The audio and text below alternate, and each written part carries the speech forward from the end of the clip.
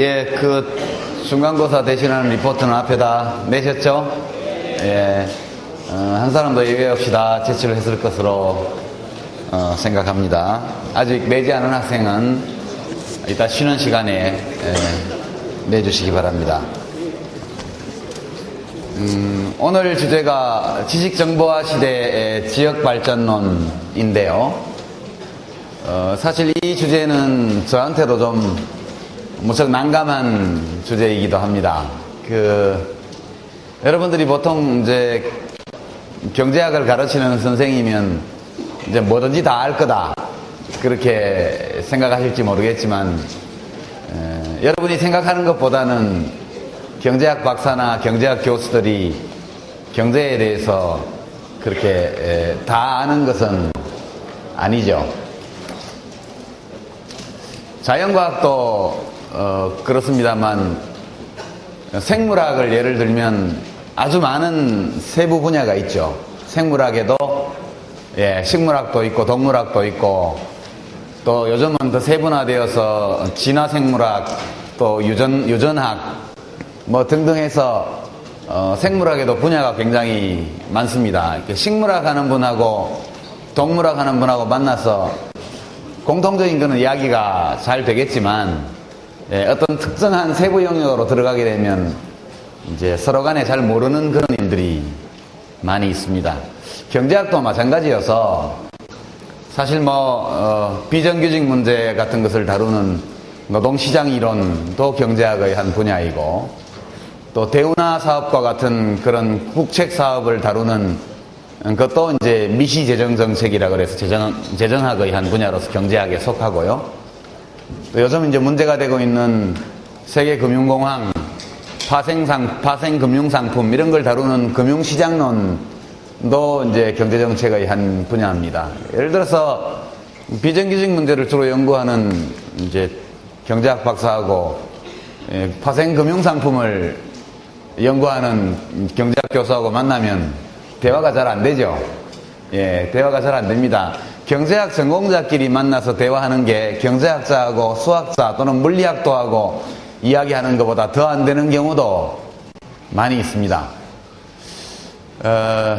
이 경제발전론 자체도 굉장히 어려운 분야이고, 그리고 많은 논쟁이 있는 분야입니다. 우리가 이미 좀 살펴봤습니다만, 경제발전도 그냥 경제발전이 아니고 지역경제발전론 이렇게 내려오게 되면 더 복잡한 문제들이 있지요. 그리고 이제 거기다가 앞에 지식정보화 시대 이렇게까지 붙여놨으니까, 이게 저도 주제를 이렇게 정해놓고 나서 무척 오래 강의를 어떻게 할 것인지 고민을 했는데, 참 시원한 그런 설명 방법이 마땅치 않다, 이런 이제 느낌을 가지고 있습니다. 제가 또 깊이 공부해보지 않은 분야이기도 하고요. 그렇지만 오늘 이 자리는 우리가 모두 전문가로서 뭘 다루는 자리라기보다는 이런 문제들을 대체로 상식의 눈으로 어떻게 이해할 수 있느냐를 다루는 자리이기 때문에 함께 공부한다, 이런 기분으로 오늘 강의를 들어주시기 바랍니다. 괜찮겠죠? 저도 모든 경우에 대해서 다 한 칼씩 하는 전문가는 아니거든요. 여러분들과 마찬가지로 저도 배우고 공부하면서 또 여러분에게 그걸 나눠드리는 사람이니까 그렇게 이해하면서 오늘 강의를 함께 해주시기를 부탁을 드립니다. 강의 시작 전에 여러분들 지난주에 우선 중간시험 보시느라고 수고하셨습니다. 시험들 다 잘 봤습니까? 대답이 신통찮네. 기말고사 안내를 우선 좀 할까요? 학기말고사를 시험을 어떻게 치를지에 대해서 참 오래 고민을 했는데, 이제는 이제 공지를 해야 될 것 같습니다. 한때 이제 여러분이 대학 입학할 때 쳤던 수능시험 스타일로 객관식 출제를 해볼까, 그렇게 고민을 좀 했습니다. 이게 평가의 편의성을 생각하면 그게 제일 좋거든요. 그 카드에다가 기재하기 해서 그냥 채점도 편하고 또 점수가 딱딱 나오니까 뒷말도 없고 여러모로 좋은데, 그래도 명색이 대학인데 그런 식으로 할 수 있겠냐, 이런 점 때문에 좀 마음이 꺼림직해서 이제 전통적인 대학의 평가 방법을 채택하기로 했습니다. 근데 다만 여러분들의 부담을 좀 덜어주기 위해서는 선택폭을 좀 넓혀야겠다 이렇게 생각을 했습니다. 그래서 시험은 예정된 대로 12월 둘째 주인가요? 우리 조교들 며칠이죠? 12월 금요일이 언제가 되더라? 달력을 봐야 되는데 12월 17일이 방학이죠. 그 전주 금요일이면 며칠인가요? 12월 12일. 예, 12일이 금요일이 12월 12일 날 시험 보도록 하겠습니다.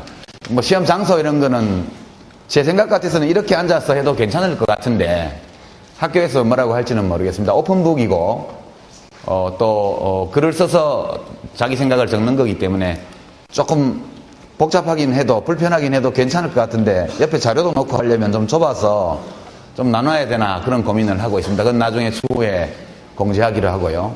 시험 시간은 90분을 드립니다. 90분을 드리고 문제는 3개를 내겠습니다. 그 중에 하나만 선택해서 여러분이 자신 있는 분야를 쓰면 되겠습니다.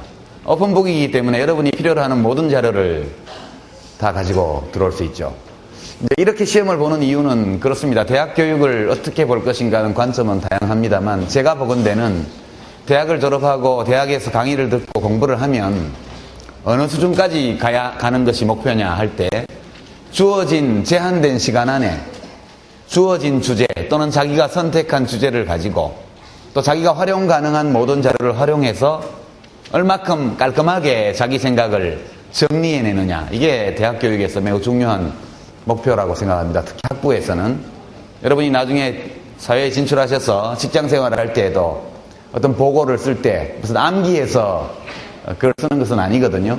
그러니까 어떤 자료, 이 문제는 어떤 데이터가 필요하고 그 데이터 혹은 그런 논리는 어디에 보면 있다. 이것을 아는 것이 매우 중요합니다.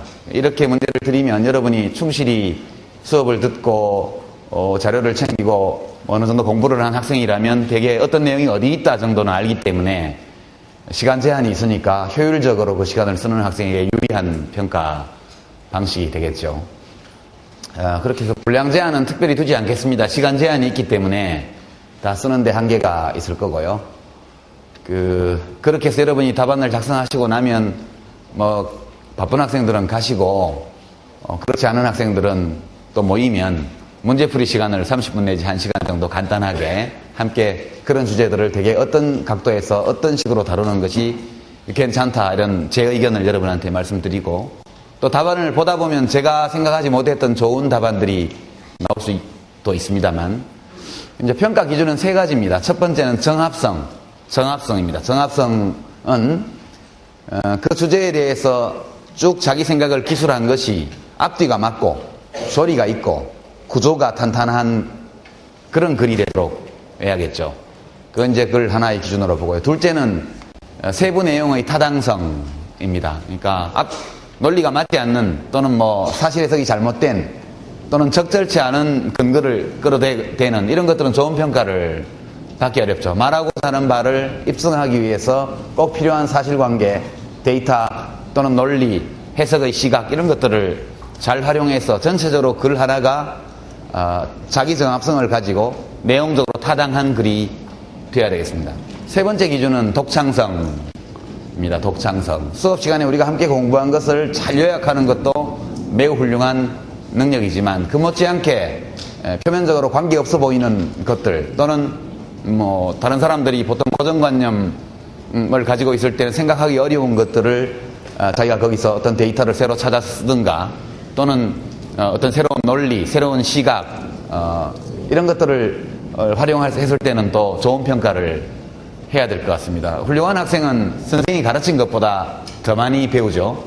여러분들 중에도 그런 좋은 학생이 많이 있을 것으로 그렇게 생각합니다. 그 3가지 정도의 기준에 따라서 평가하게 될 겁니다. 오늘 리포트는 예고한 대로 20점을 기준으로 해서 5등급 정도로 나누어서 16점에서 20점 정도가 배정되도록 그렇게 평가하겠습니다. 그리고 이제 기말 시험은 60점으로 해서 또 등급을 나누어서 그렇게 평가를 하고요. 그리고 뭐 출석점도 지난번에 감점, 무단결석은 감점을 1점씩 하기로 했으니까 하고 수업 진행에 도움을 주거나 독창적인 또는 탁월한 질문이나 발언을 한 학생에게 가점 준 것들 다 기록해서 얹어서 그렇게 하고, 예, 기타 이제 동점자 처리나 이런 등등은 예고한 대로 부수적인 것들을 반영해서 동점자는 처리하도록 그렇게 진행을 하겠습니다. 너무 공포감을 가지지는 마시고요. 우리가 지금 오늘 7번째 주제고 8, 9, 10번째까지 하고 나면 기말시험 전까지 2번의 강의 시간이 더 있습니다. 그러니까 그 기간에는 여러분에게 학습 부담을 많이 드리는 새로운 주제를 하지 않겠습니다. 하지 않는 대신에 휴강하면 안 되죠. 예, 비싼 등록금 내고 배우는데 하나라도 더 배워야 돼요. 그래서 기말시험 전주, 직전주 금요일 강의 시간에는 글쓰기 특강을 하도록 하겠습니다. 예, 주로 우리가 기말시험에 출제하게 될 문제, 여러분이 맞닥뜨리게 될 문제 같은 것들을 받았을 때 되게 어떤 방식으로 글을 쓰는 것이 자기 생각을 정리하고 평가자에게 좋은 인상을 주는데 좋은가, 이런, 제가 원래 직업이 글 쓰는 사람이니까 특별히 특별 수강료를 받지 않고 글쓰기 특강을 하도록 그렇게 하고요. 또 한 주가 남죠. 그 전주에는 여러분들이 거의 대부분 비전공 학생들이기 때문에 지금 제가 질문을 여러 개 이렇게 여러 학생들한테 받고 있는데, 무슨 한계 효용 또는 한계 개념과 관련되어 있는 이론적인 이해, 이런 것들을 충분히 하지 않은 채 지금 현안 문제에 대해서 강의를 해왔습니다. 그래서 마지막에 2번째 주 강의에서는 특정한 테마와 직접 관련되어 있지 않고 거의 우리가 다루는 모든 주제와 관련될 수 있는 아주 기본적이고 철학적인 그런 경제학의 이론적 기초에 관해서 1시간 정도 일종의 보강 성격의 강의를 하도록 하겠습니다. 그걸 듣고 나면 우리가 다뤘던 주제들을 돌이켜보고 그 주제들을 어떻게 다뤘는지를 돌아볼 때 좀 더 이해가 깊어질 수 있는 그런 계기가 될 수 있을 것으로 그렇게 생각합니다. 마지막 2주 강의는 직접 시험에 출제될 수 있는 주제가 등장하지 않기 때문에 여러분에게 좀 부담을 시험 앞두고 덜 수 있지 않았나 생각해서 2번 다 일종의 보충 강의 형식의 강의를 하도록 그렇게 하겠습니다. 네, 그런 정도 기말시험에 대한 안내를 했는데, 혹시 질문? 기말시험과 관련해서? 예, 학교 규정이 보니까 A부터 C까지 일정한 비율로 평가를 하도록 상대평가로 되어 있어서 제가 마음이 참 안타까워요. D 이하를 받는 학생이 한 명도 없기를 바랍니다. 더더군다나 출석을 잘 관리 못해서 학점을 못 받거나 너무나 이게 도저히 학점을 줄 수 없는 그런 답안지를 내서 눈물을 머금고 F 처리를 해야 되는 이런 사태가 없기를 여러분께 간곡하게 부탁을 드립니다. 크게 무리한 요구를 하는 게 아니기 때문에 여러분이 다 하실 수 있을 것으로 그렇게 생각합니다. 자, 이제 오늘 주제를 다루도록 하죠.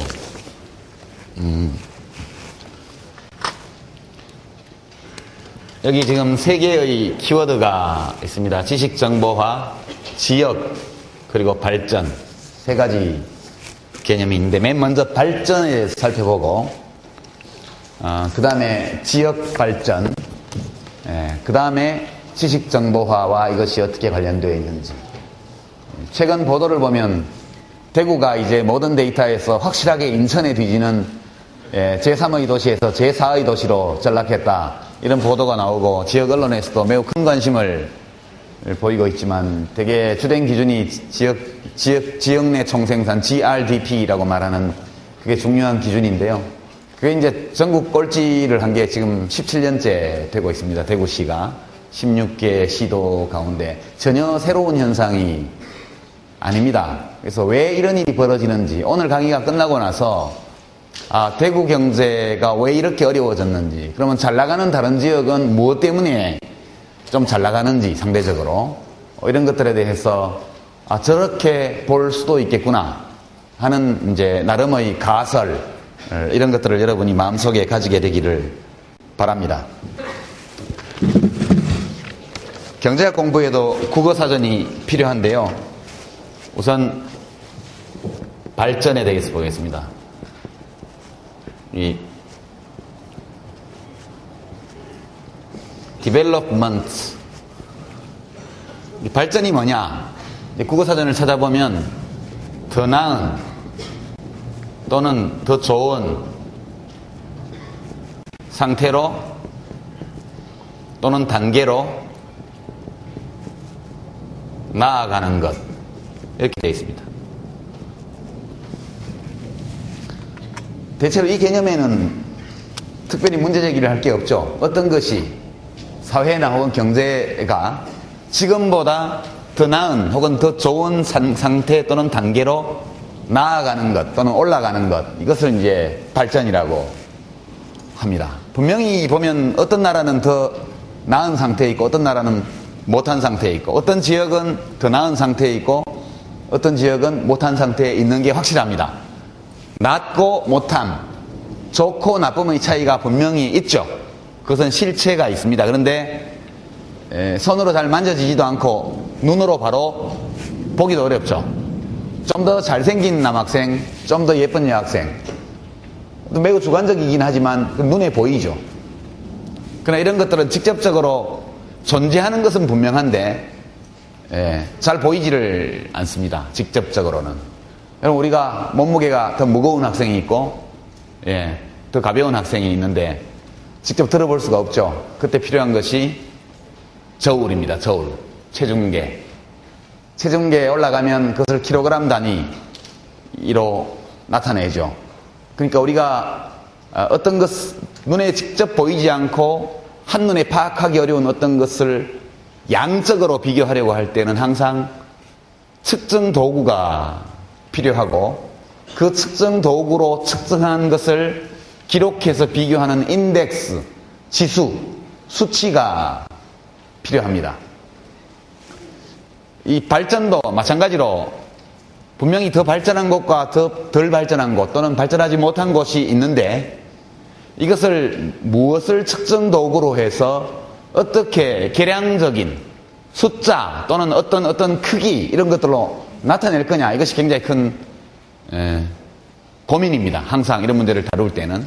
그래서 이 발전에도 이것을 재는 여러 가지 측정 도구 또는 지수들이 있습니다. 만약 발전을 더 나은 상태라는 것을 사람이 더 행복하게 살 수 있는 상태, 이렇게 우리가 이야기한다면 어느 국가 또는 어느 지역의 발전 수준을 나타낼 수 있는 많은 지표들이 있지요.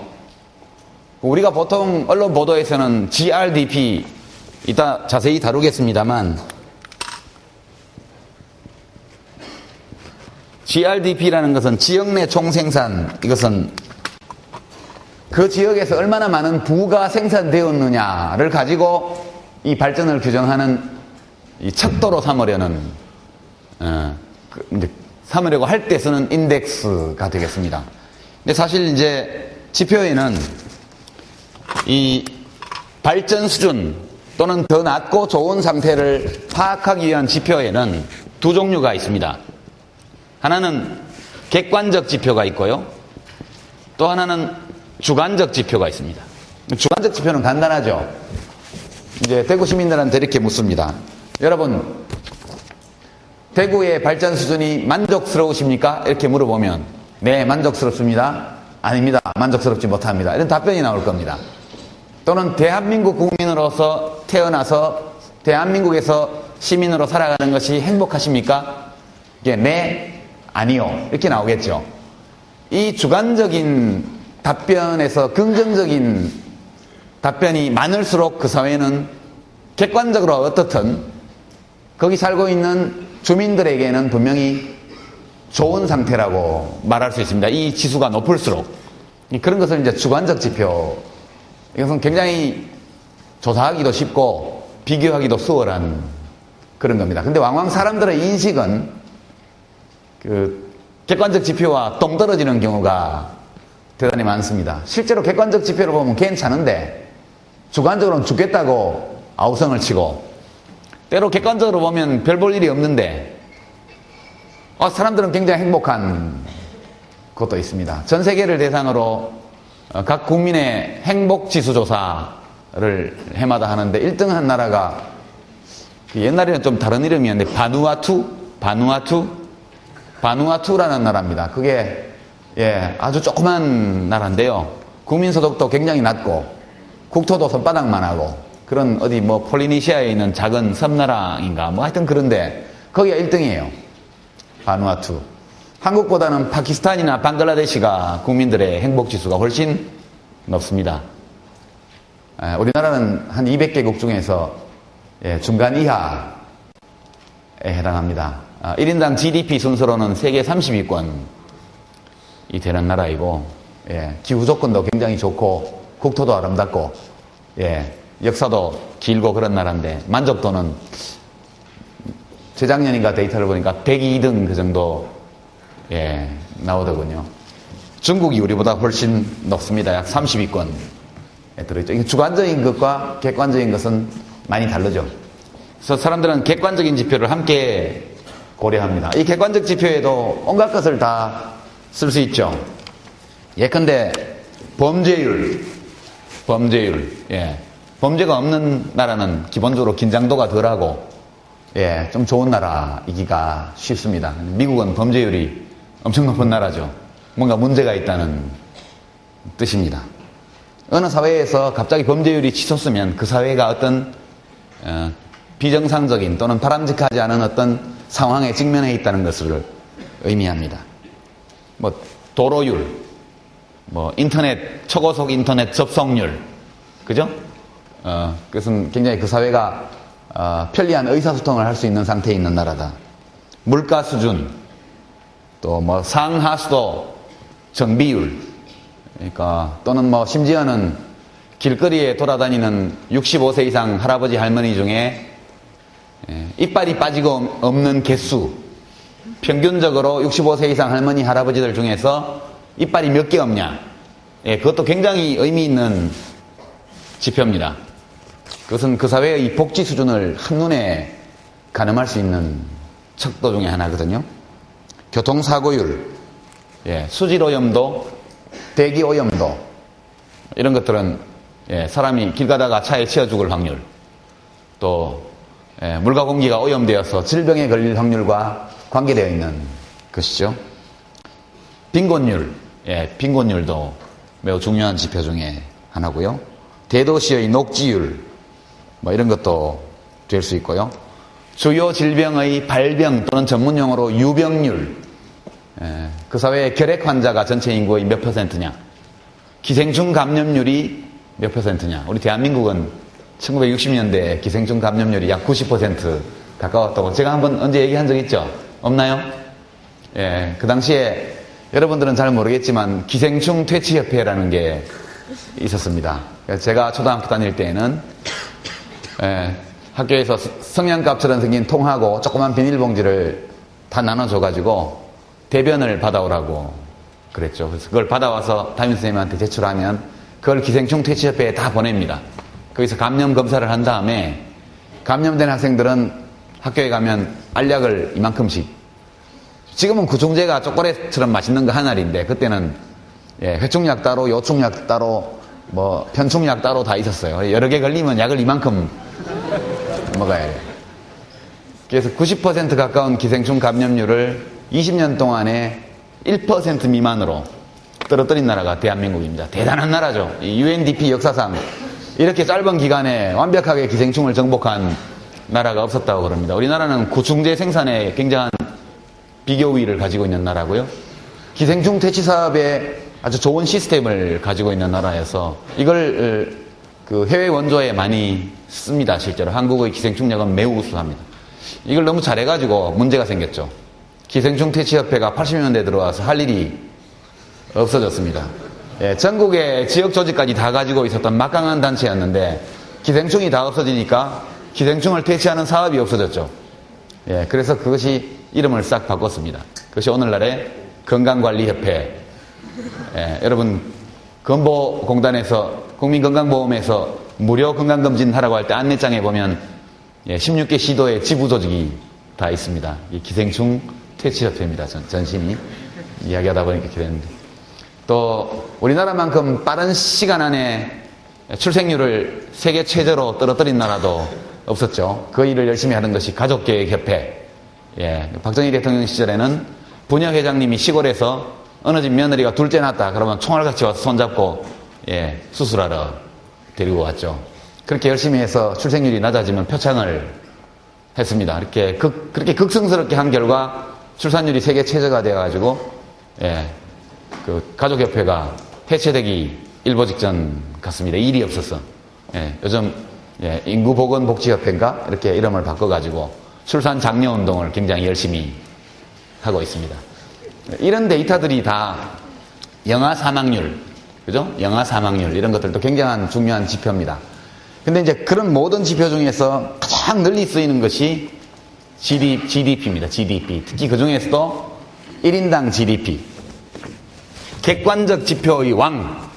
한 사회의 발전 수준을 측정하는 지표로서 가장 널리 그리고 가장 비중 있게 사용되는 지표가 바로 GDP입니다. 그래서 잠깐 기본 개념에 대해서 설명하고 다음 논의를. GDP가 있고요. 여러분 언론을 보다 보면 요즘은 이거 잘 안 쓰지만 GNP가 있고요. 그 다음에 GNI가 있고요. 뉴스에 나오죠. GNI 증가율, GDP 증가율 5%, GNI 증가율 2%.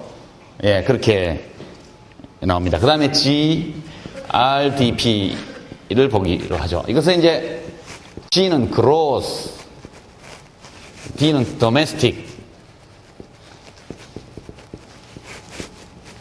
P는 product입니다. 이것은 이제 대한민국에서 우선 장소는 대한민국에서 한 해 동안 1년 동안 생산된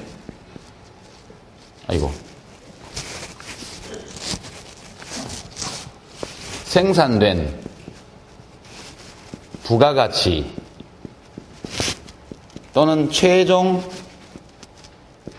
생산물을 말합니다. 대한민국에서 1년 동안 생산된 부가가치 또는 최종 생산물입니다. 이게 중간 생산물은 빠져야 돼요. 예를 들어서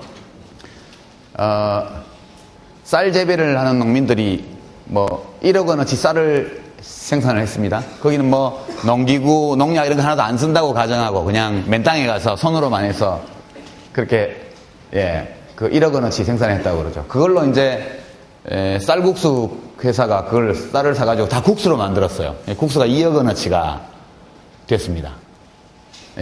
그리고 이제 그 국수를 갖다가 쌀국수 전문점에서 요리를 해가지고 3억 원어치를 팔았다고 그러죠. 처음에 쌀값은 1억 원, 국수값은 2억 원, 그리고 식당에서 판 국수 요리값은 3억 원이라고 하죠. 이때는 GDP는 3억 원만 계산하는 겁니다. 왜냐하면 1억 원과 2억 원, 그러니까 최초의 1억 원은 2억 원 속에 포함되어 있는 것이고, 그 다음 그 2억 원은 최종 소비재인 국수 요리값 3억 원 내에 포함되어 있는 것이기 때문에 그 3억 원은 최종적으로 농민과 국수회사와 그리고 식당에서 생산된 부가가치는 3억 원이 되겠습니다. 전체를 다 합치면 6억 원이 되겠죠. 전체가 생산된 것은 6억 원이지만 부가가치, 새롭게 생산된 가치는 3억 원이 된 거죠. 시장에서 거래된 것은 6억. 그 중에서 새로 생산된 가치는 3억 원. 그래서 최종 생산물의 가치 또는 부가가치라는 것은 그런 뜻입니다. 그러니까 중간 생산재는 다 빼고 최종적인 상품과 용역, 상품과 서비스로 시장에서 거래된 것. 그래서 부가가치세를 보면 중간 제품에 대해서는 부가가치세를 다 면제받죠. 부가가치세는 최종적으로 여러분 VAT, Value Added라고 합니다. 부가가치가 Value Added Tax라고 그러죠. VAT, 부가가치세가. 그것은 소비자가 내는 겁니다. 최종 생산물을 구입하는 소비자가 제품값의 10%를 부가가치세로 내고요. 자기가 중간 생산품을 거래하는 경우에는 자기가 사온 원료에 붙었던 부가가치세, 그것도 돌려받고 그렇습니다. 그런 식으로 해서 부가가치세는 최종적으로 사업자들이 내지만 나중에 그것이 중간재라는 것을 증명하면 다 돌려받게 되어 있습니다. 최종적으로 소비자가 내는 10%만이 부가가치세가 되는 것이죠. 다 이런 원리 때문에 생기는 겁니다. 이해가 되죠? 이것은 우리나라 대한민국 안에 있습니다. 대한민국이라는 이 국경 안에서 생산된 모든 재화와 용역, 재화와 서비스의 가치, 최종 생산품의 가치가 되겠습니다. 그러면 GNP는 뭐냐? GNP는 이것은 똑같고요. 이건 내셔널이 여기 들어갑니다. 차이는 여기 대한민국 자리에 대한민국 국민이 들어가는 겁니다. 대한민국 국민이 1년 동안 생산한 최종 생산물의 가치 합계 또는 부가가치의 합. 그러니까 박찬호 선수가 미국에서 금년에 연봉이 별로죠. 박찬호 선수가 연봉이 몇십만 달러 안 되는 걸로 아는데 많이 받을 때는 몇백만 불도 받았지만 박찬호 선수가 또는 박지성 선수가 메이저리그나 혹은 EPL에서 받는 연봉 또는 보너스 이런 것들은 대한민국 국민이 번 거죠. 그렇지만 GDP에는 안 들어옵니다. 국내에서 벌은 게 아니기 때문에. 그 GNP에는 박지성 선수나 박찬호 선수, 그러니까 우리나라 국민이 우리나라 국경 밖에서 생산한 재화와 용역의 가치가 여기 들어가는 겁니다. 그 대신 대한민국 안에 생활하고 있지만 여기서 생산 활동을 하지만 외국인이 와서 대한민국 국내에서 이 활동을 한 거 이건 다 빠져나가죠. 뺍니다.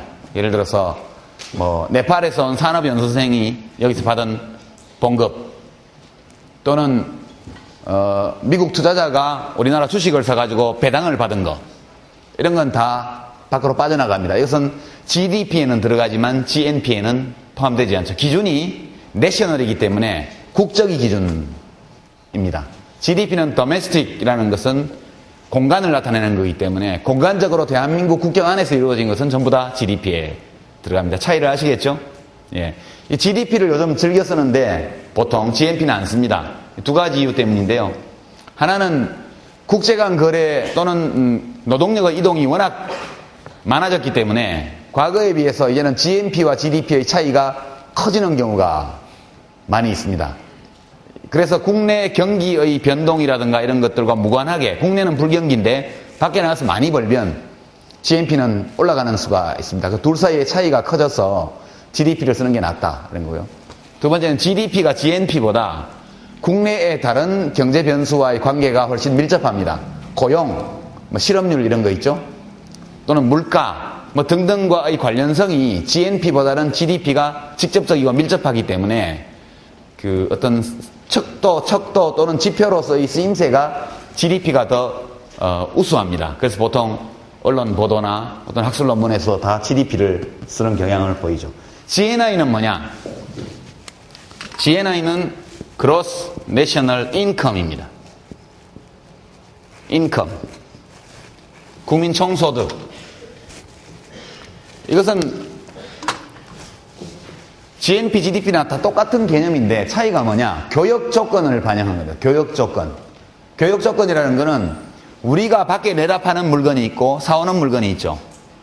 내다 파는 물건이 굉장히 비싸지고 사다 쓰는 물건이 굉장히 싸지면 GNP나 GDP 수치는 똑같아도 우리 훨씬 부자죠.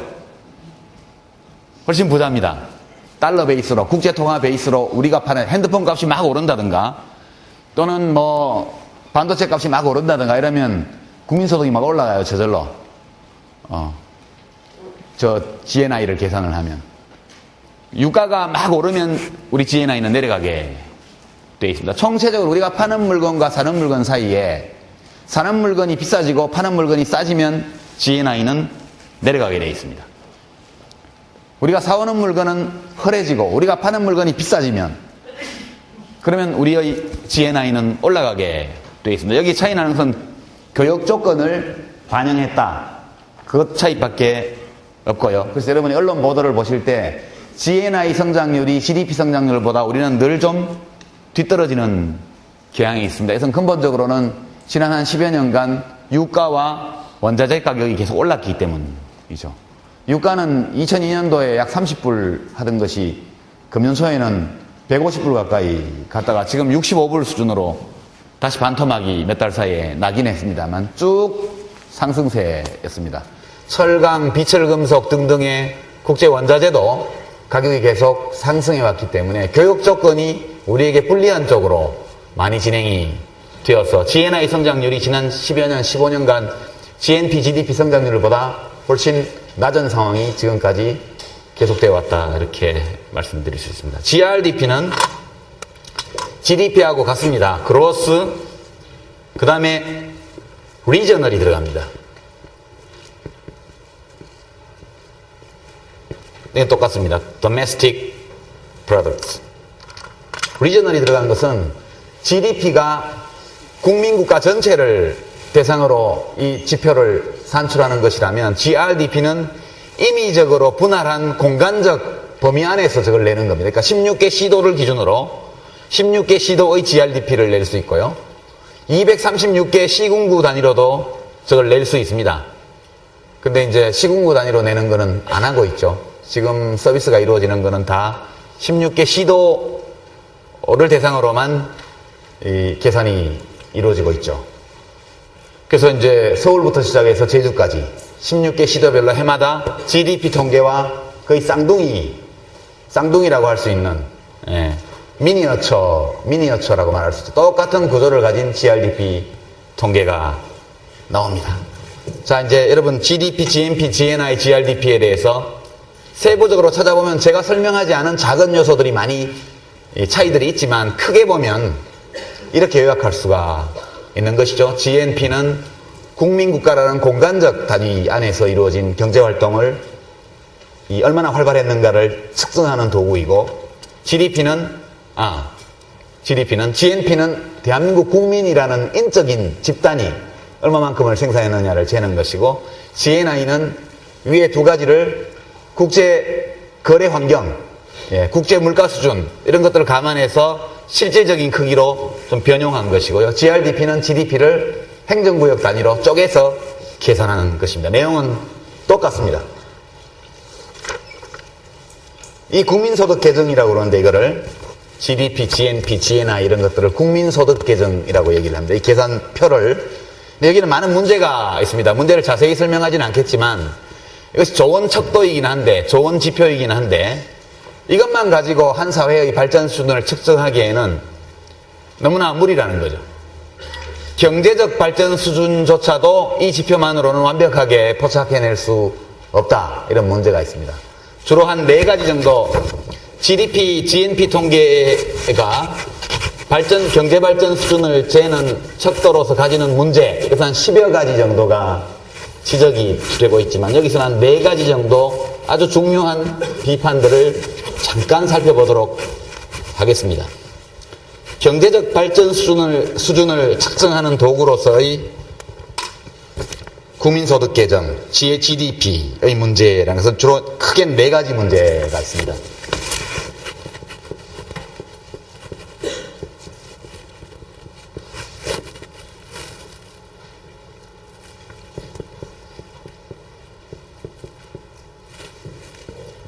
키워드만 쓰죠.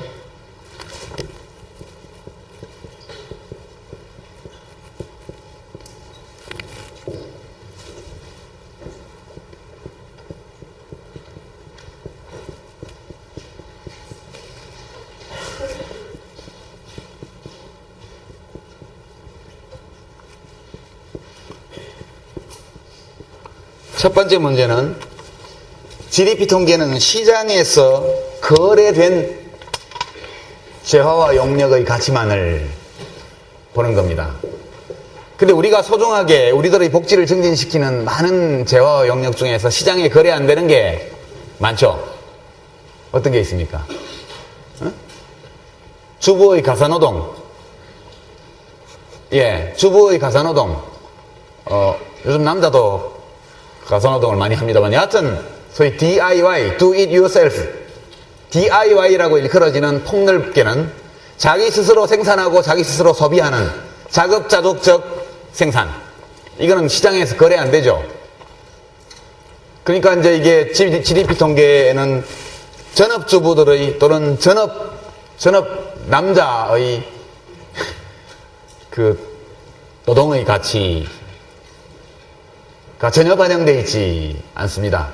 되게 전업주부의 한 달 노동의 가치를 200 몇십만 원 그렇게 계산을 하던데요. 그렇게 계산해 보면 우리 GDP 통계가 확 증가할 겁니다, 아마. 그래서 저걸로 다 재일 수가 없어요. DIY가 많이 이루어지는 나라는 그렇지 않은 나라와 비교할 때 GDP상으로 똑같아도 DIY가 많이 이루어지는 나라는 복지 수준이 훨씬 높고 경제발전 단계가 높은 나라입니다. 두 번째는 여기에는 시장에서 거래된 것 중에 합법적인 거래만 포함됩니다. 시장에는 합법적 시장이 있고 암시장이 있죠. 암시장. 예, 블랙마켓이라고 얘기를 하는데 암시장. 대표적인 암시장이 어떤 게 있습니까? 마약시장, 그 다음에 성매매가 이루어지는 시장이 전부 다 암시장입니다. 만약 우리가 성매매를 합법화한다면, 예, GDP 성장률이 단박에 높아질 겁니다. 통계상, 예, 통계가 확실치는 않지만, 우리나라에서 성매매와 직간접적으로 관련된 암시장에서 일하는 사람의 숫자가 적어도 100만 단위는 넘어갈 거다. 이런 추정치들이 있습니다. 예. 그거를 다 GDP 통계에 넣게 되면 저절로 경제성장이 이루어지겠죠. 예. 마약, 포르노, 법적으로 유통이 금지되어 있는 많은 것들이 거래되는 암시장, 예. 과외시장, 과외. 여러분들 중에도 국세청에 신고하지 않고 아르바이트 하는 학생들 많죠? 예. 대학생 아르바이트 중에 최고 부가가치가 높은 것이 애들 가르치는 거잖아요. 국세청에 신고되는 경우는 거의 없습니다. 예. 이런 것들은 불법은 아니지만, 예. 이 GDP 통계에 포착이 안 되는 그런 겁니다. 예컨대 제가, 한 달에 한 1억 원쯤 버는 쪽집게 논술 강사로 강남으로 진출했다. 예, 그러면 심각한 문제가 되겠죠. 참여정부 타락 어디까지 가나. 예. 서로 국세청에 소득신고를 다 하고 한다 하더라도 일국의 장관을 지낸 사람이 비윤리적인 고액과에 종사한다 이렇게 문제가 될 겁니다. 이런 아주 비경제적인 더러는 합리적이고 또는 불합리한 이유 때문에 우리나라에는 실제로 그 통계에 포착 안 되는 시장이 많이 있습니다. 이거 다 양성화하면 GDP가 저절로 올라갑니다. 우리나라가 초고속 성장을 하는 과정에서 왜 저개발 국가들은 성장률이 높을까? 중요한 이유 중에 하나가 이 측면입니다. 그 전까지 이미 존재하고 있었지만 시장에서 거래되지 않는 형태로 생산이 이루어지고 소비되던 것들이 사람들이 이제는 직장에 다니기 시작하고 뭘 사먹게 되고 이렇게 되니까 하는 일은 똑같은데 다만 이제는 거래에 포착될 따름이에요. 이것을 비공식 부문이 공식 부문으로 양성화된다고 얘기를 합니다. 저절로 GDP 통계에 더 많이 해가 갈수록 잡히게 되어 있습니다. 그래서 경제성장이 일정 부분 이루어져서 사회적 분업이 정착된 곳에서는 비공식 분야가 공식 분야로 양성화되는 과정에서 오는 GDP 상승 이 효과가 없어지기 때문에 일반적으로 선진국들은 성장률이 훨씬 낮습니다. 그죠? 예. 이제 우리나라 정도면 5% 정도 하면 엄청 잘한 거예요. 예, 욕심을 버려야 됩니다. 우리가 과거 10%, 9% 할 때는 성장률 자체도 높았지만 비공식 부문이 공식화되는 과정에서 오는 일종의 거품 또는 착시 현상이 같이 포함되어 있었기 때문에 그걸 너무 과대평가하면 곤란하다. 그런 교훈을 얻을 수 있겠습니다. 무자료 거래 이런 것도 다 여기 포함됩니다. 시장에서 할매들이 동네 밭에서 캔 나물 들고 나와서 파는 거 포착 안 되죠? 예, 이런 것들이 과거에는 광범위하게 있었지만 지금은 거의 없는 게 과거와 지금의 차이 중에 하나입니다. 세 번째는 레저의 가치가 반영되어 있지 않습니다. 예컨대 소득이 1억 원으로 똑같은 두 사람이 있다고 하죠. 1억 원 연소득이 한 사람은 일주일에 30시간만 일하고 한 사람은 60시간 일해요. 누가 더 높은 경제적 수준에 있을까요? 당연히 30시간 일하는 사람이죠. 그 사람의 나머지 30시간을 다 일을 한다면 2배를 벌 수 있겠죠. 레저라는 것은 현금 소득을 포기하는 것입니다. 레저를 누린다는 것은. 그래서 다른 조건이 동일하다면, 다른 게 다 동일하다면 레저 시간을 계산해보고 레저 시간이 훨씬 많은 사회가 더 발전한 사회입니다. 우리나라가 1인당 GDP 수준은 세계 32위, 32위 그 수준인데 실제 생활 수준은 그보다 훨씬 못합니다. 왜냐하면 30위 안에 드는 나라 중에 우리보다 노동을 더 많이 하는 나라는 한 곳도 없기 때문이죠. 우리보다 더 1인당 GDP가 저 뒤에 있는 사람들, 그러니까 여기 GDP를 Gross National Domestic Product per capita 이렇게 하면 1인당 GDP입니다.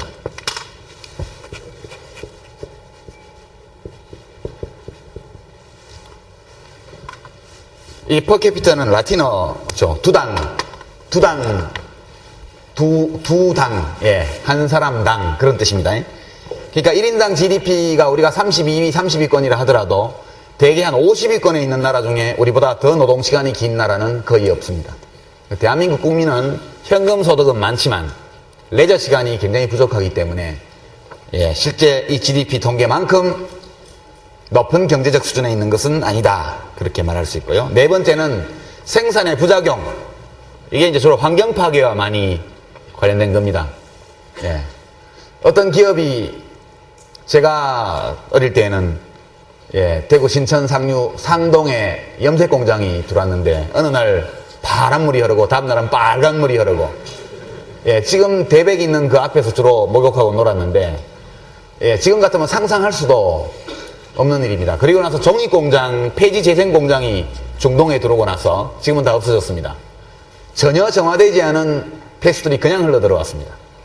그래서 그 폐수에서 내려앉은 종이 찌꺼기 이런 것들이 신천 바닥에 가라앉아가지고 발을 디딜 수 없을 정도로 제가 초등학교 5학년 무렵에 벌어진 일입니다. 그 당시 대통령께서 공해 문제를 누가 얘기하니까 내가 다 먹을 테니까 걱정하지 말고 해 이렇게 하셨다는 소문이 있는데요. 그렇게 해서 강을 오염시키고 나면 그 다음에 수질 정화를 해야겠죠? 그러면 국가가 환경예산을 책정해서 발주를 합니다. 하수 종말 처리장 짓고 그죠? 무슨 뭐하고 그래서 수질 정화를 합니다. 비용이 엄청 들죠? 그것은 GDP 상승으로 연결되죠. 원래 깨끗한 강을 오염시킨 다음에 그것이 오염되기 전의 상태로 최소한 돌아가도록 하는데 어마어마한 돈이 들어가는데 그 돈은 전부 다 누군가의 소득으로 귀결됩니다. 거기 들어가는 모든 재화와 서비스는 전부 GDP에 기록되게 돼 있죠.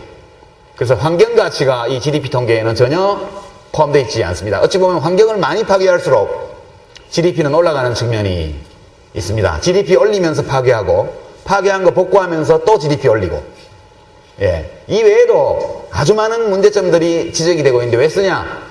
다른 대안이 없기 때문이죠. 다른 대안이 없기 때문입니다. 이거보다 더 좋은 지표도 없기 때문에 더 개선된 GDP 지표를 만들기 위한 노력이 있었습니다. 이 주부의 가사노동을 반영한 GDP 통계나 주로 이제 페미니스트 GDP라고 말할 수 있죠. 여성 전업주부의 가사노동을 GDP 통계에 포함시키는 거. 또 한편으로는 그린 GNP라고 그래서 이것은 환경론자들의 GDP입니다. 이거 환경가치를 포함시켜서 하는 건데 모두가 다 실무적인 기술적인 어려움에 부닥쳐서 쓸 수 없는 지표들입니다. 그래서 할 수 없이 GDP 통계를 쓰는 것인데 이 점들을 고려해서 여러분이 그 가치를 받아들이시기 바랍니다. 이제 국민계정에 대해서 통계를 한번 잠깐 볼까요? 이제 이론적으로는 이렇게 되어 있는 건데 실제로 이 척도를 어떻게 사용을 하고 있느냐. 제일 첫 표지 이게 이제 보도자료입니다. 옛날에 재정경제부에서 냈던 국민소득계정 보도자료인데요. 대개 한 4월달이나 5월달이 되면 전년도에 국민소득이 얼마나 되었는지에 대해서 해마다 이제 보고가 있게 됩니다. 그러니까 2007년도 거를 그 2008년 봄에 통계를 처음 냈을 때 저기 P자가 붙은 건 이게 추정치라는 뜻입니다. GDP 성장률은 2006년 5.1%, 2007년 5%였고요. 이 뒷거는 분기별로 한 거니까 안 보셔도 되고 GDP를 어느 산업 분야에서 얼마나 생산했나 이렇게 보면 늘렸나 보면 제조업은 6.5% 성장하고 건설업은 1.8%, 서비스업은 4.8%, 농림업은 1.1% 성장해서 5%가 됐습니다. 그 다음에 이제 우리가 지난번에 봤던 Y는 그죠? 좌변에 Y 국민소득이 있고 우변에 소비, 투자, 정부 지출, 해외 부문 이렇게 있던 방정식을 기억하시죠? 예, 지난 시간에 봤던 거. 거기 보면 민간 소비가 4.5% 늘었고 투자 중에 설비 투자가 7.6% 늘었고 건설 투자가 1.2% 늘고 재화 수출이 12% 늘고 수입이 10% 늘어서 그렇게 해서 5.0%가 늘어났습니다. 그리고 국민 총소득은 아까 우리가 봤죠? 여기 지금 GDP가 5.1 성장했는데 2.6 성장했습니다. 2006년도에도 고유가 행진이 있었죠. 2007년도는 이때는 5.0% 성장인데 좀 나아졌습니다. 이런 식으로 데이터가 나옵니다. 신문에 가끔 보다 보면 뭐 설비 투자 증가율이 어떻다, 건설 투자 증가율이 어떻다 이렇게 말하지만 건설이라는 것은 여기 지금 마이너스 0.1%, 1.2% 성장하는 0.3%, 1.8% 성장하는 가운데에서도 우리 국민소득은 5.1%, 5%. 지난번에 우리가 봤지만 건설업이 차지하는 GDP 종사자 숫자에서 차지하는 비중이 한 7% 정도 됐습니다. GDP 전체에서도 건설업이 차지하는 비중은 그리 높지 않습니다. 이렇게 건설업이 헤맸음에도 불구하고 이 정도 GDP 상승이 이루어졌고 제조업 분야가 생각보다 많이 성장하고 있죠. 그게 수출 상품이 제조업 상품이 많았기 때문에 일어난 현상입니다. 다음 페이지 보시죠. 여기 보면 우리 돈으로 따져서 보면 2004년도가 780억 달러, 2007년도가 900억 달러. 달러로 하면 여기 한 1조 달러 거의 가까이 되죠? 1조 달러. 1조 달러. 이게는 이제 억 달러니까 9,699억 달러니까요. 그 1조 달러. 1인당 GNI는 여기 GNI를 썼습니다. 여기 2007년도에 1,862만 원 되고 달러로 하면 약 2만 달러, 2만 45불, 2만 50불, 최종적인 게 아마 2만 50불 정도 됐을 겁니다. 환율 영향도 좀 있고 금년에는 연평균 환율이 어떻게 될지 모르지만 아마도 15,000달러 내지 16,000달러 선에서 끝날 가능성이 현재로서 매우 높아 보이죠. 그 다음 넘어가 보죠. 여기 이걸 한번 보겠습니다. 지난번 방정식을 한번 이건 그냥 넘어갑시다.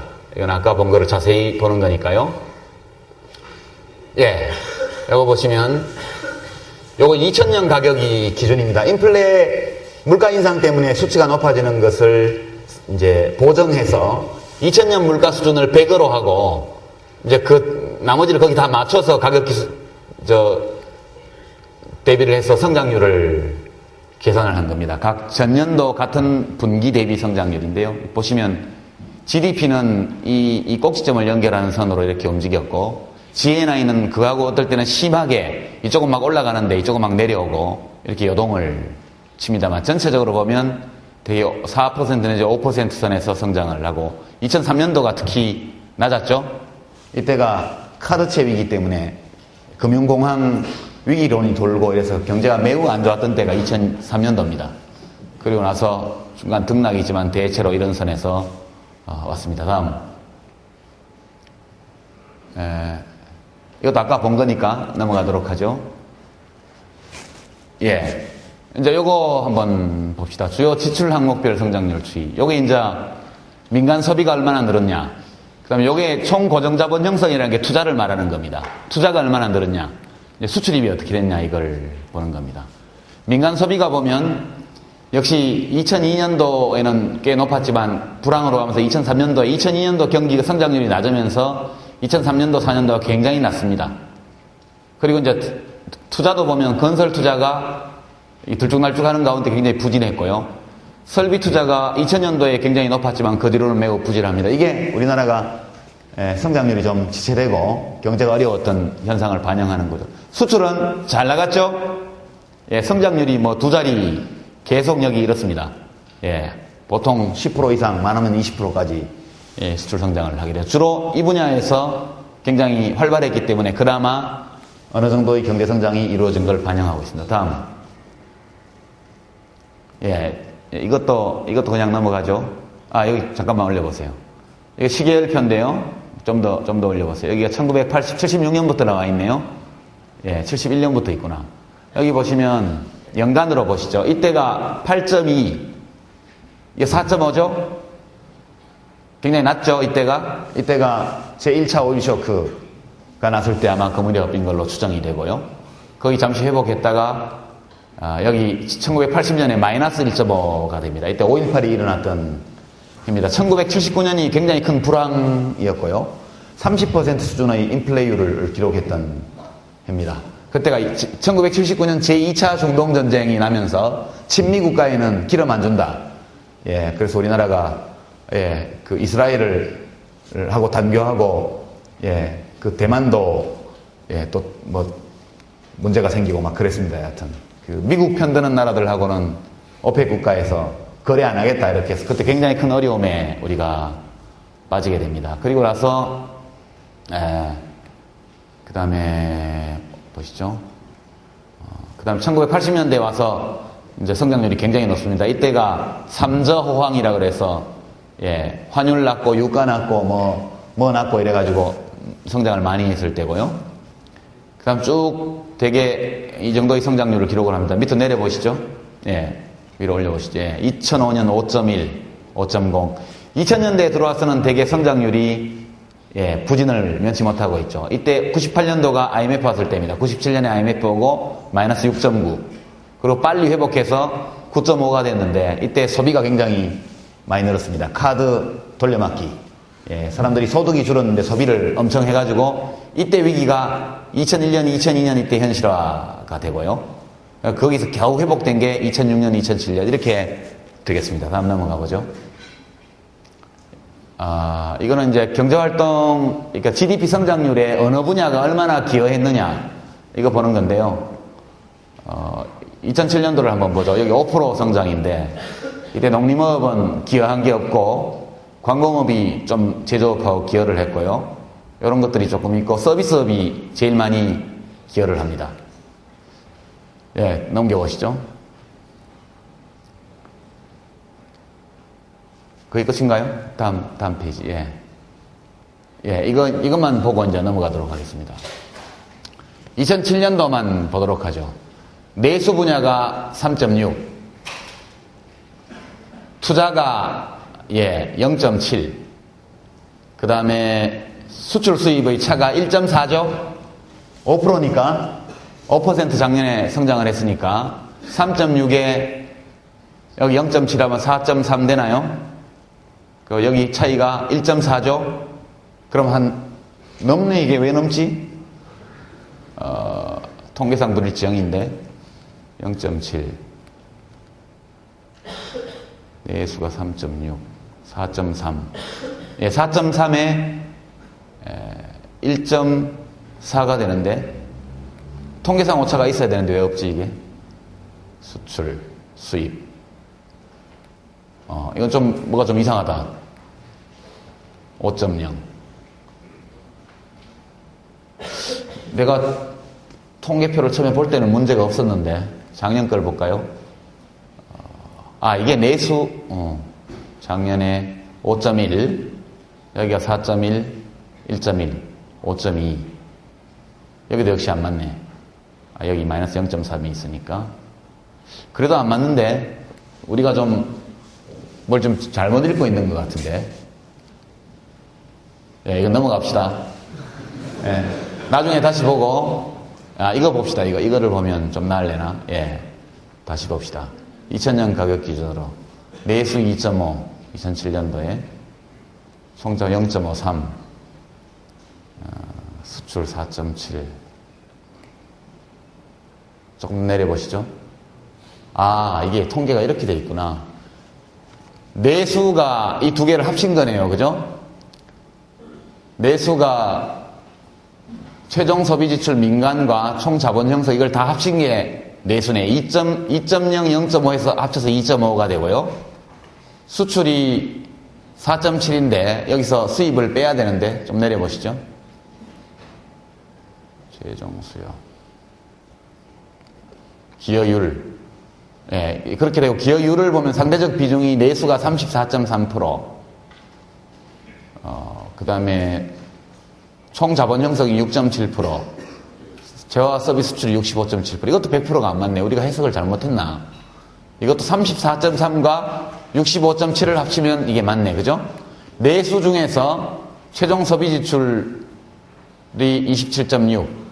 그 다음에 총 자본 형성이 6.7. 이렇게 합쳐서 34.3. 그러니까 국내 소비와 국내 투자를 합친 것이 34. 수출이 차지하는 것이 65. 예, 기여율이 그렇습니다. 아까 데이터를 그 위에 것도 그렇게 여러분이 읽어보시면 되고요. 내수 부문이 취약하다 이런 보도를 여러분 많이 보셨죠. 우리 GDP 상승률이 5%였지만 2007년도에 내수가 아니고 수출이 주도한 성장이었다라고 말할 때 기여도를 보면 1대2의 비율로 수출 쪽이 더 많습니다. 그게 이제 이 국민계정에서 나타나는 특징입니다. 다음 보시죠.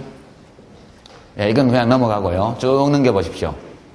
예, 여기까지 보겠습니다. 그냥 여기까지 보고. 이걸 제가 보여드린 거는 데이터는 전부 올려놨으니까 한번 들여다보시고요.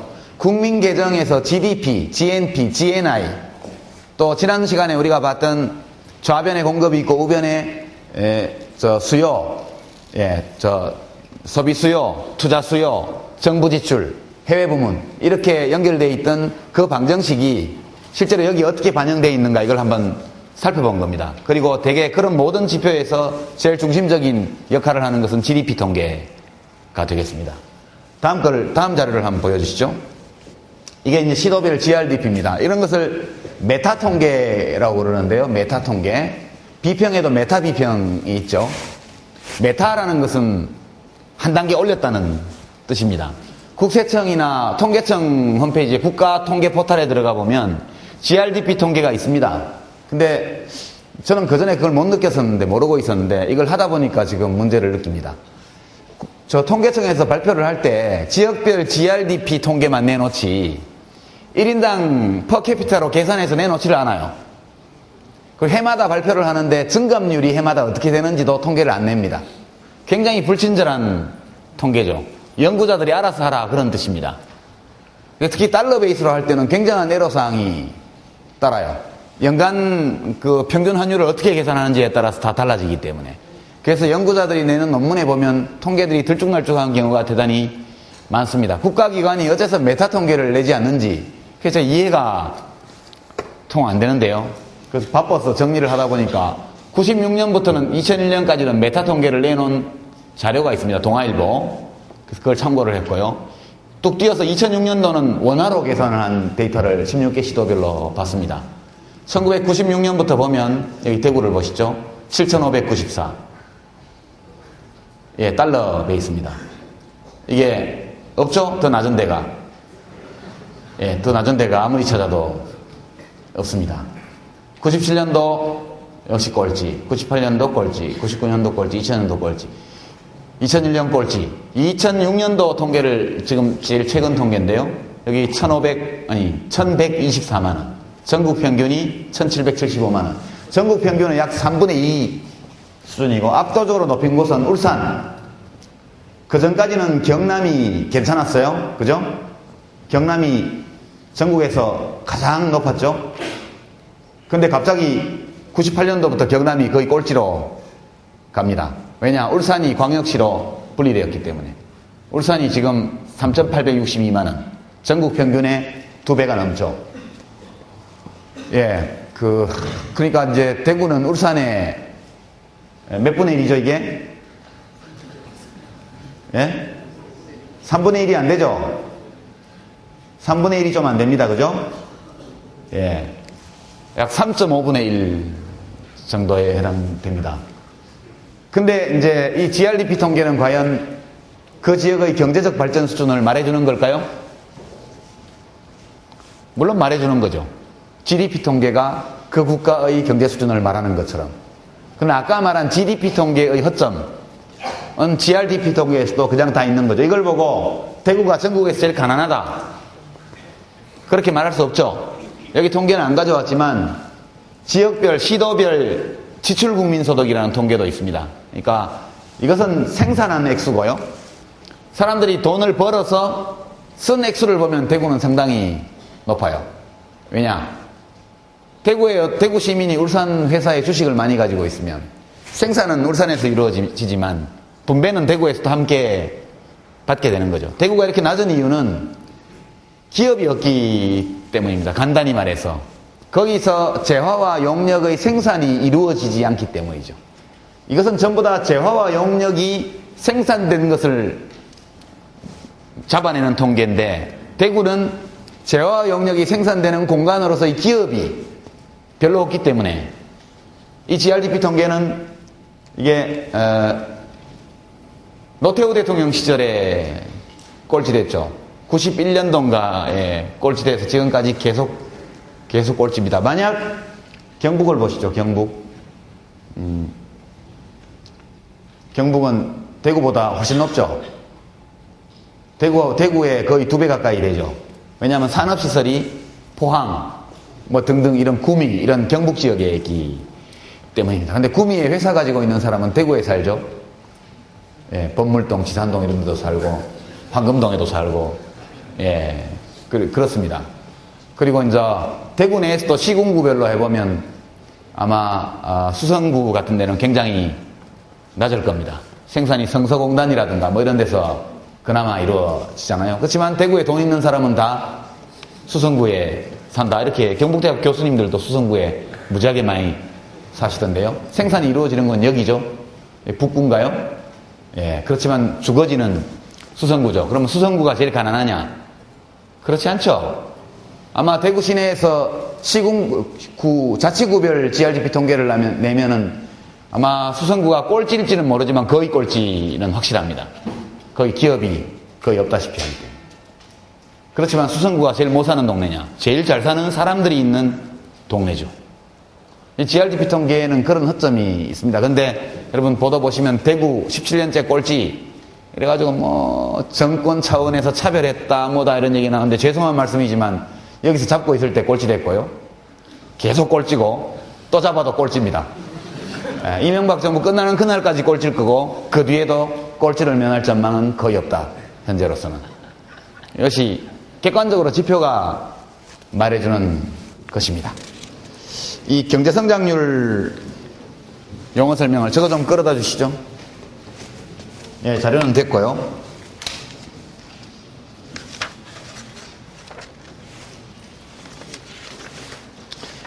자, 이 경제성장, 경제발전 문제에 대해서 이거 굉장히 복잡한 문제인데 경제학자들이 어떤 식으로 다루는지를 잠깐 살펴보죠. 분명히 있습니다. 성장하는 지역과 그렇지 않은 지역이. GDP 통계가 많은 이론적인 또는 실제적인 허점이 있다 하더라도 저 GDP 통계의 흐름이라는 것은 그 지역이 경제적으로 번영하고 있느냐 아니냐를 알 수 있게 해주는 중요한 지표가 됩니다. 그래서 그럼 무엇이 도대체 어느 지역 또는 어느 국가의 경제 성장률을 올리는 것일까? 예컨대 747, 7%로 경제 성장률을 올린다는 공약을 대통령이 후보 시절에 하셨죠. 어떻게 하겠다는 얘기를 들어보셨습니까? 예. 감세가 경제 성장률을 높인다는 것은 전혀 실증적인 이론적인 근거가 없다. 그 말하면 약간 과장이고 거의 없다. 이렇게 말할 수 있습니다. 논리적 연관도 없고 경험적 인과관계도 입증되어 있지 않습니다. 그 다음에 작은 정부 지출을 줄이는 것이 경제 성장률을 높이는 데 도움이 되느냐? 그건 역시도 경우에 따라서 가능하다. 그러나 일반적으로는 성립하지 않는다. 그렇게 되어 있습니다. 경제 성장을 가져오는 요인이 무엇인가에 대해서는 경제학자들의 의견이 거의 일치합니다. 경제 성장을 가져오는, 경제적 발전을 가져오는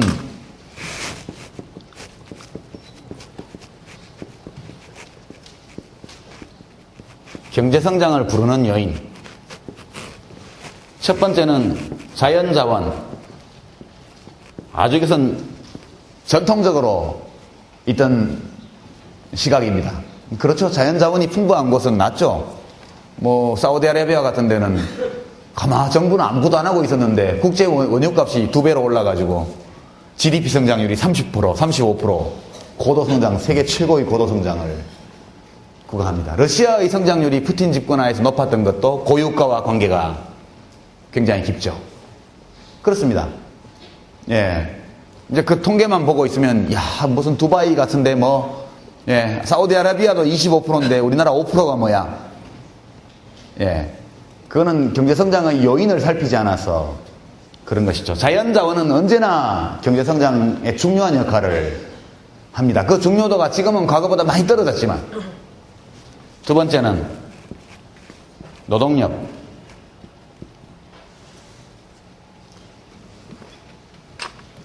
혹은 인적 자본. 예. 세 번째는 기술.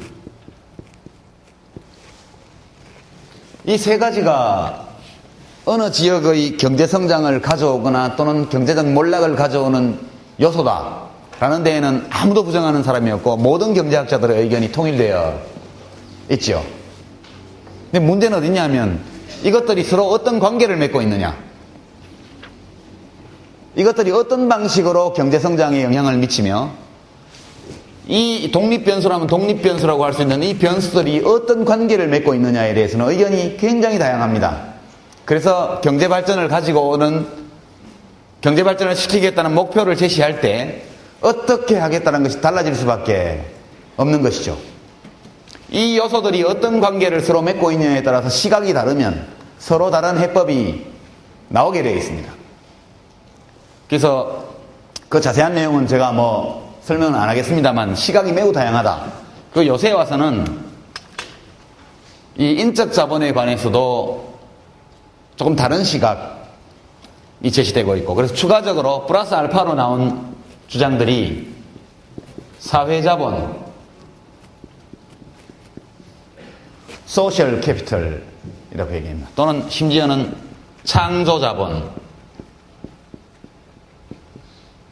이런 용어까지, 개념까지 등장을 합니다. 이런 것들만으로는 설명할 수 없다. 부분적으로는 설명할 수 있지만 제대로 설명하기 어렵다. 특히 이것은 이제 지식정보화 시대와 매우 밀접한 관련을 맺고 있습니다. 참고로 작은 정부가 경제성장에 기여한다는 것은 이론적으로는 성립합니다. 어떤 경우에. 예컨대 여러분 무슨 주간지의 분석기사 이런 걸 읽다 보면 레퍼 커브라는 말이 가끔 나올 거예요. 그 레이건 시대 또는 부시 공화당 정권이 있을 때마다 작은 정부론이 나오잖아요. 경제성장을 하려면 작은 정부 큰 시장을 해야 된다라는데 가장 확실한 이론을 제공한 사람이 래퍼라고 말하죠. 퍼스트 네임이 뭔지는 잊어버렸네. 래퍼라는 경제학자가 있었습니다. 옛날 레이건 시대 때. 이 사람이 어느 날 점심 때 어떤 고위 관리와 밥을 먹으면서 자기의 이론을 냅킨에, 레스토랑 냅킨에 써서 보여줬다고 그러죠. 그래서 그 관료가 굉장히 감동을 받아가지고 그 사람을 백악관으로 데리고 갔는데 새로 적을 시간이 없어서 냅킨째 그냥 들고 갔다. 백악관으로. 레퍼 커브라는 게 있습니다. 우리가 흔히 선 가로축, 세로축 이렇게 하고 여기 가로축에는 세율, 여기는 세로축에는 세수 영역입니다. 세율과 조세 수입 사이의 관계에 대한 겁니다. 세율이 0이면 조세 수입이 얼마죠? 0. 세율이 100%면 어떻게 될까요? 세율이 100%면 일이 좋아서 일하는 사람 빼고는 아무도 일 안 하겠죠. 그죠? 100% 번 걸 국가가 다 가져가면 아무도 일 안 할 거라는 얘기예요. 그래서 이 둘 사이의 관계는 이런 관계가 된다는 겁니다. 어떤 꼭지점이, 여기가 몇 프로인지 먼저 어떤 꼭지점이 있어요. 꼭지점이.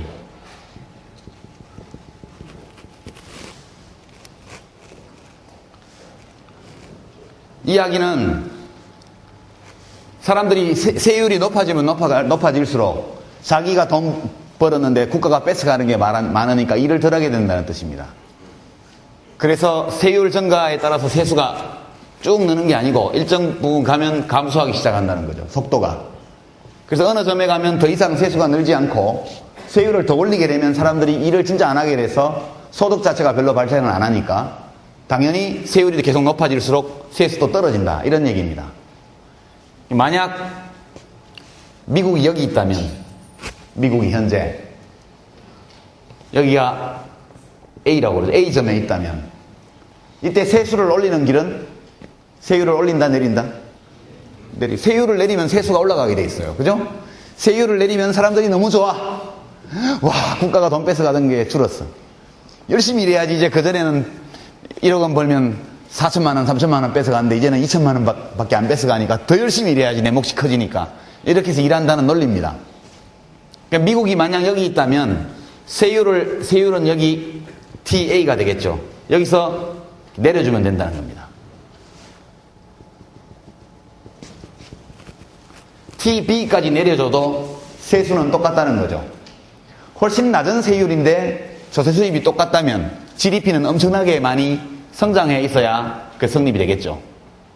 GDP, 국민소득 중에서 일정 부분을 세금으로 뗀다고 할 때.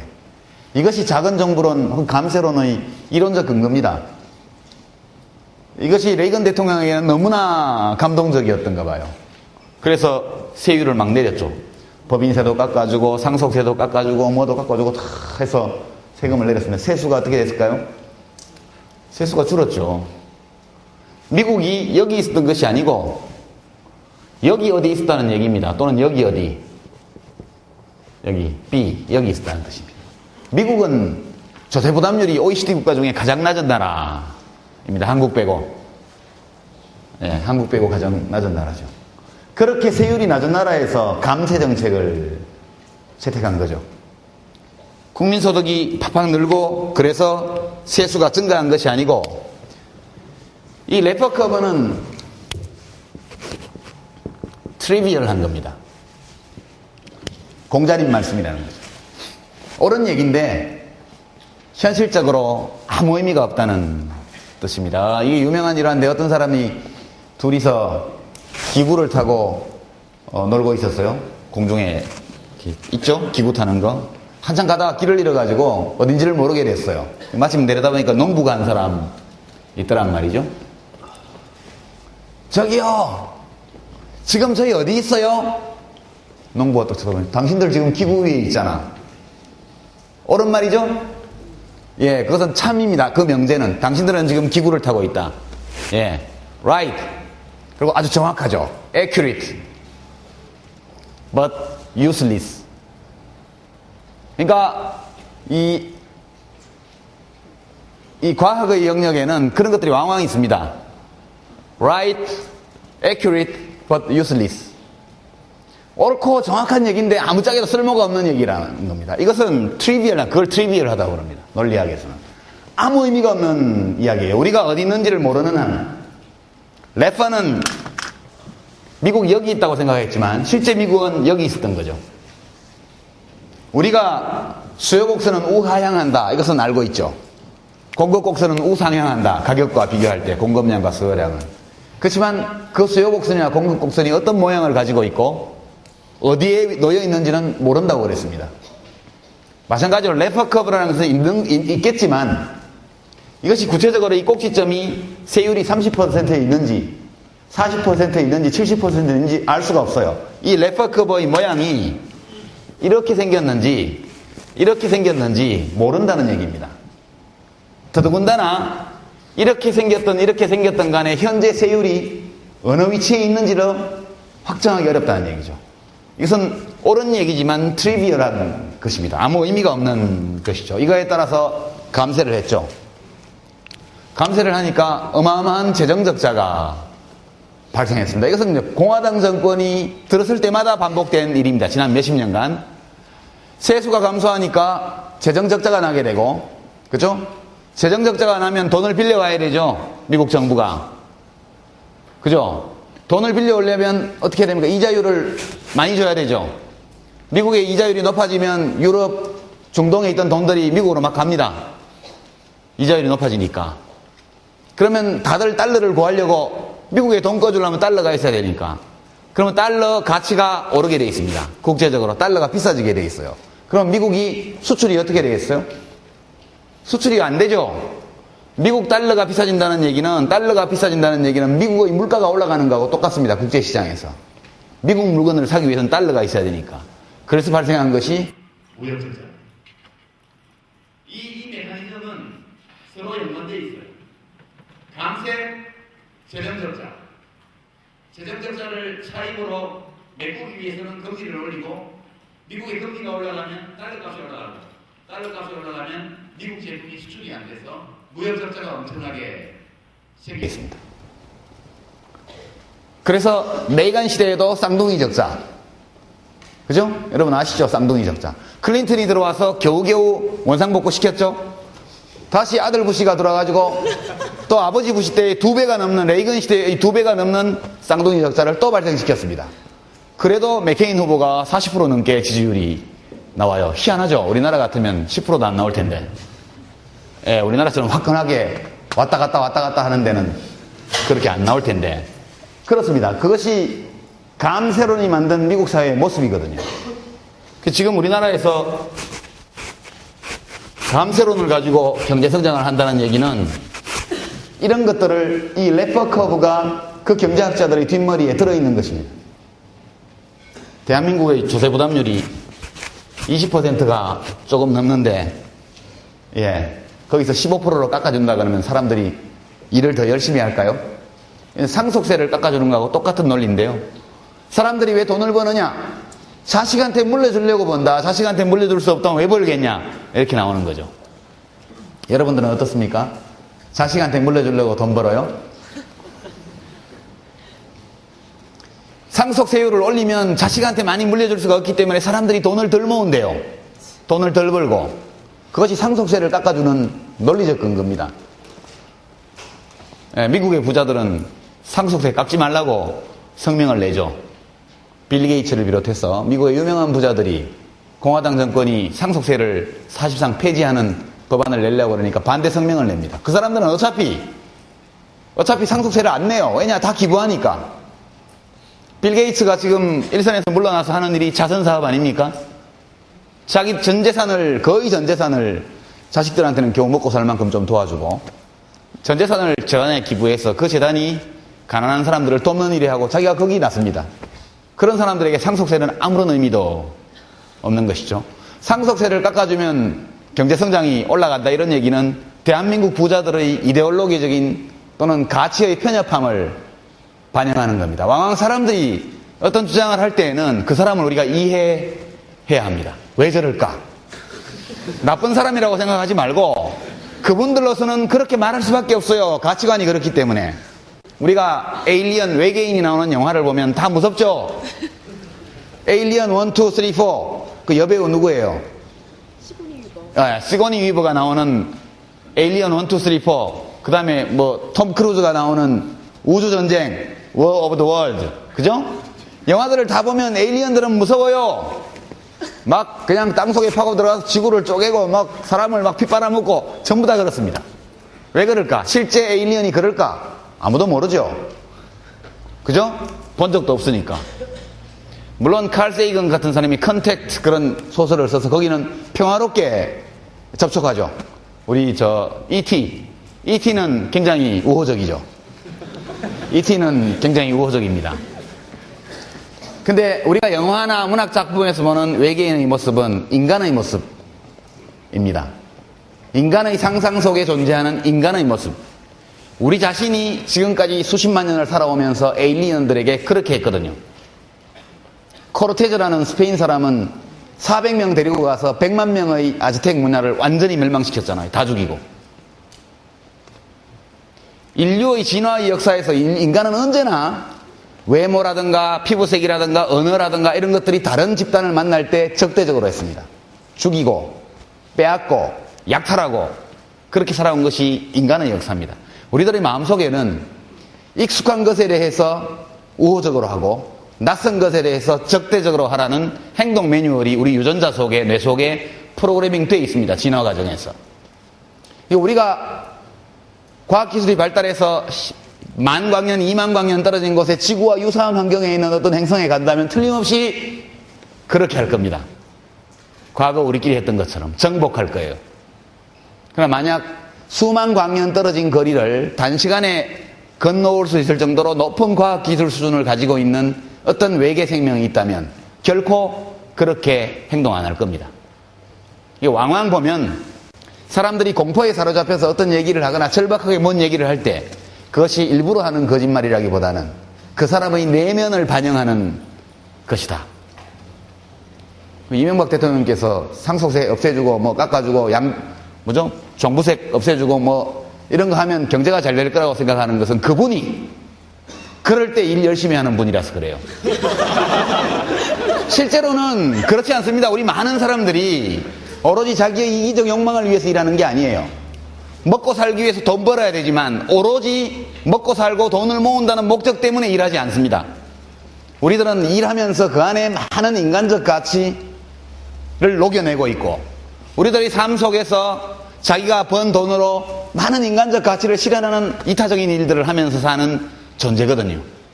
그런 사람은 절대로 그런 세금들을 그렇게 하지 않습니다. 사람들이 지도자가 펴는 정책이라는 것은 그 지도자의 마음속에 있는 가치관의 반영이거든요.